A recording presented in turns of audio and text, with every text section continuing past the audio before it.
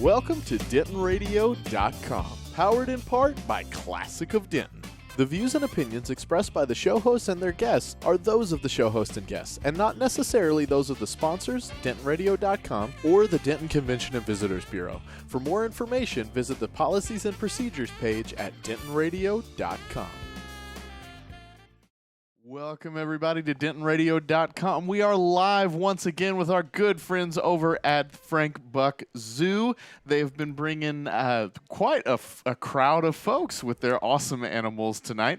So thank you guys very much for being here. Thanks for having us. No problem. So if you're tuning in for the first time for one of these interviews, we have got an awesome zoo just down the road from us here in Denton, called the Frank Buck Zoo, and almost once a month throughout the year we get to host these crazy animals and the zoo critters, and we have a little bit of time on the radio, and then folks can come down and meet the animals and learn about all this cool stuff. So it's really fun. Make sure you get on down here next time because we'll be back again. Check the calendar.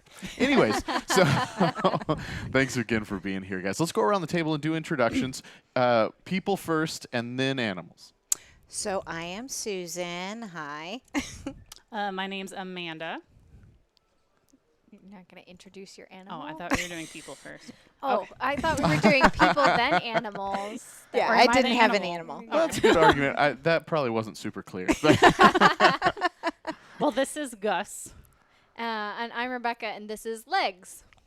Nice. Ironic because he doesn't have Actually, legs. like- But You're so Got it. observant. I know. I'm telling you. All right. So give us a rundown on these critters and who we've got and what we've got and all that good stuff. So I guess our theme tonight is maybe confusing animals. They're not what you expect. So his name is Gus because he is a Madagascar, or he's from Madagascar. Wow. That was a stretch, Amanda. Oh, I know. Apparently. Is that literally why he's named Gus? Yes. Yes. Wow. Awesome. But Awesome.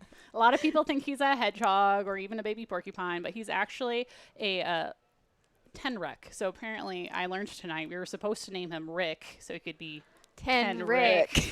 Ah, Much better pun. Okay. See, we're kind of punny, aren't we? I like it. So he's not a hedgehog. Nope, he is not a hedgehog. What's the biggest difference? Well, Gee. So, okay, biggest difference, these guys are only found on the island of Madagascar versus Okay. hedgehogs. You can find them pretty much all over the world except for North America and Antarctica. Okay. But these, specifically these types of tenrecs are only found on the island Madagascar. Clearly, they have a lot of similarities. They have the spines on their back. They're a little bit smaller, but they're more part of the shrew family, if you want to get Okay. into technicalities here. Gotcha. And these guys are more arboreal, which means they like to spend more of their time in the trees. Gotcha. Though Okay. there is an aquatic species. Yeah. And This is not it. wait, No, not this one. like water? When we say Yes. Yeah. like a water hedgehog? Anyways. Not a No, hedgehog. a Okay. water tender. But water. Okay. You'll get the hang of this. I understand. See, we said confusing animals. So. Yes. No, I like it. I'm thinking up new puns. All right. And then who is his counterpart here? So this is Legs, and he is, a lot of people see him and immediately think, oh, it's a snake. He's not a snake. He is a legless lizard. Okay. What's the? You Yeah, don't that sounded sound really like- convinced. You sound a I little- believe you. I just am not sure. I'm not super clear as to the difference. Okay, so some of my favorite and the easiest to see differences, basically if you look at the head. Okay. So if you look really closely here, you can see he has ear holes or auditory Zoom holes. in. Okay. Yep. So right there is an ear hole, and that's basically something a snake would not have. Also, if you look closely at the eyes, you can kind of see him blinking. Okay. And snakes cannot blink. Oh wow. Okay. So if you just kind of watch his head and watch his eyes, he will blink every now and then, and you'll never see a snake do that. Okay.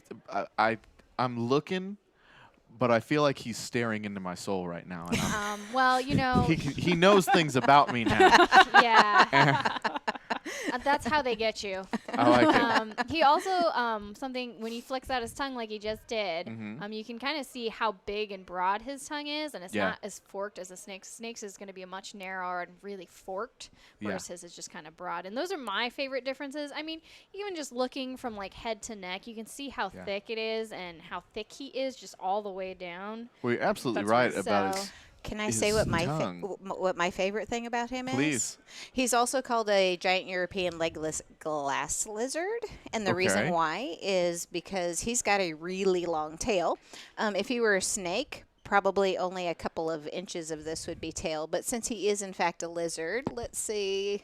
Rebecca can show you right here. Actually, I don't know if you can see this on camera or not. From here all the way down, all of this is his tail.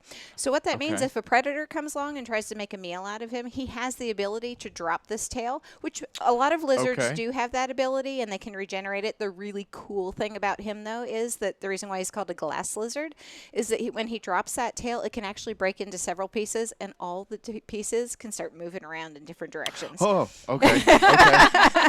So that's one of my favorite things Yeah, about him. that's He's where super the glass cool. thing is like you pick them up and drop them and they fall apart like glass, and it's like just the tail. Okay. Okay. So he can blink. He's got the ear holes. He's He's falling apart. he's falling apart, and You're a he's mess. got the Gene Simmons tongue of lizards. Yeah. I like it. Perfect. I could work at the zoo.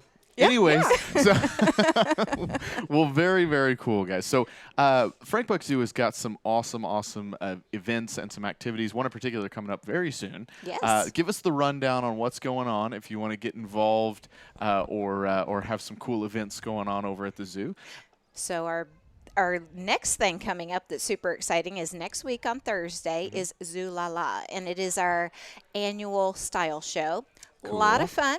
It's sort of a format of a ladies' luncheon, good eats, lots of nice fashions. It has a catwalk of fashions, good music, and of course, no zoo event would be complete without our animal ambassadors. Very So we cool. will have some neat animal ambassadors there with zoo staff, and it's just a really good time. It's from 11 a.m. to 1 p.m. Okay. on Thursday the 13th. Tickets are on sale if you go to the website, frankbuckzoo.com. Okay. You can stop by the gift shop, give us a call. We will be happy to hook you up with tickets. Sweet. We still have some available. I think we're just about sold out of our reserve tickets, but there are some general admissions still available, so we'd love to have people join us. Awesome. What will you be wearing, Gus? I'm thinking spines. Probably. There's nothing classier. Right. That's I true. mean, he already has like the classic black and white thing going on right now. like- Yeah, yeah. I Very like that. formal. I like that. Very nice. This is Well, and then this one's always shiny, you know. And of course, we're going to have like amazing entertainment there because we're going to have like a really fabulous, well known DJ.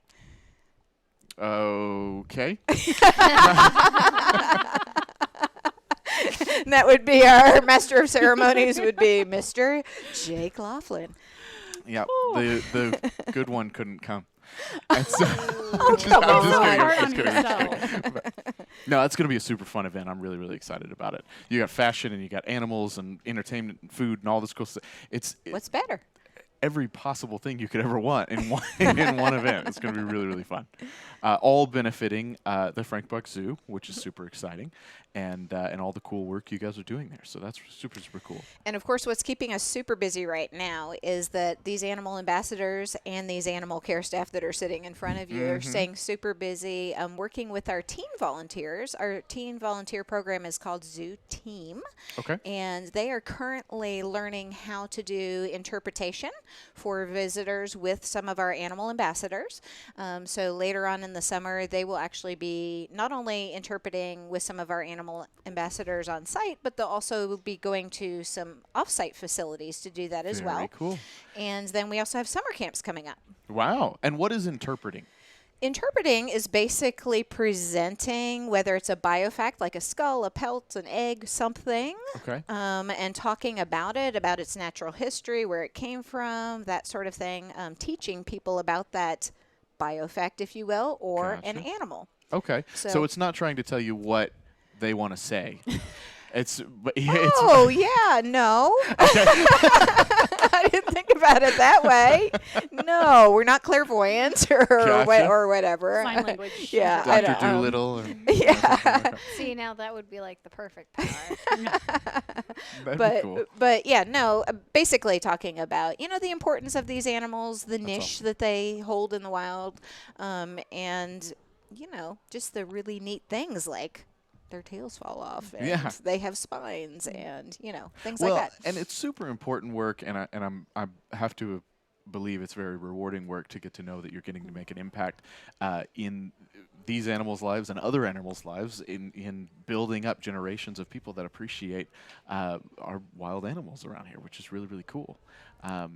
And exciting, and love what you guys get to do, and the amount of education you're able to pump into the community. Plus, it's just really, really fun to go to Frank Buck Zoo. If you have not been, you've got to check it out. It's a great, great, great spot. And again, just a hop, skip, and a jump from where we are right here in Denton, just a little ways north of here. And it's the closest zoo from here. It is Denton Zoo, and it's a good, good, good time. Anything else we want to touch on, guys, before we wrap up? Maybe just our giraffe feeding opportunities Oh, were on that's hiatus for a couple of years as we were going through a training process, but we are back stronger than ever. Awesome. We have sort of repackaged it, and it's now called our Giraffe Encounter. It's a little bit more exclusive opportunity, but there's still plenty of opportunity. We still do it at 10:30 every morning, and Ginger is a rock star. It took her a little while to get there, but she's really enjoying the encounters. So we're Very pleased cool. to have those back. That's exciting. We're also Very, still very cool. doing the flamingo feeds. They're working out really well. Yeah, and the flamingo feeds are pretty exclusive. We do it every morning. We offer it every morning. Only about 5 slots available each morning, and it's at about 10:15. Okay. So it's best for those because we only have so few spots. If somebody thinks they want to do that, they plan ahead. They know they're going to have somebody in town visiting or something. If they want to call ahead, and we'll put that on our calendar, and we can absolutely do that. So fun. So flamingo feeding, giraffe feeding. That's Of course, really there's cool. goats. Yeah. Oh, goats. Awesome. Forget Man, the you guys goats. can feed everything. That's cool. Well, Well, okay. That Don't was put so that out well there. coordinated. That was so cool. I mean, We're of the same mind. yes, we do enjoy those animals that you can feed. We do enjoy people coming out and feeding our animals. But for those animals that we don't present encounters or feeding opportunities, we really encourage people not to feed our animals. They have very specific diets. Foods that we enjoy can be poisonous to them. So it's really not a good idea to be like, hey, I'm going to just throw my candy in there because it can be really bad for them. All Give right, it to that is me. a great disclaimer. And so is that. That's good. What did you do? I wasn't looking. I just said, give it to me. Well, That's true. The animal care staff is very appreciative of edibles. You can feed the staff.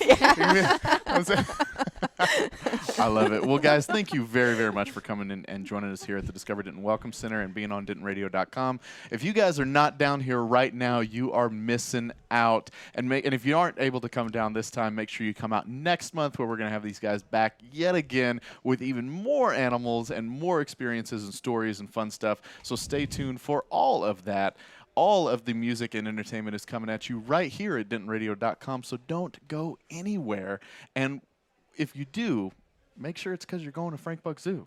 Thanks again, guys, I for like tuning that. in with us. Thank you all very much for being here. We'll you. see you guys next time. Well, thank you for tuning in. We hope you enjoyed the show. We want to thank our partners and sponsors who made this show possible. And now stick around for a word from all of us here at Discover Denton.